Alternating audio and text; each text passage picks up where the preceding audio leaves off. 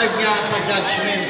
So hindi pwede na tayo yung mamili sa standard na hindi pwede, ay hindi, hindi naman ako makasalanan, nagsisinungaling lang ako. Gano'n, diba? Yung kaibigan ko nga, mamamatay tayo yun eh.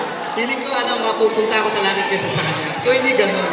So mayroong verse na nagsasabi na na kahit isang kasalanan o kahit isang utos niya lang ang suwayin ninyo or natin, ay mapupunta pa rin tayo sa hell.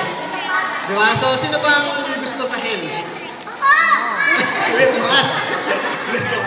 Yung hell po ay dagat-dagat ang apoy po yun. So, kahit sino sa atin, walang may gusto doon. Diba? Kasi isa yun sa mga lugar na hindi natin magugustuhan. Dahil puro doon,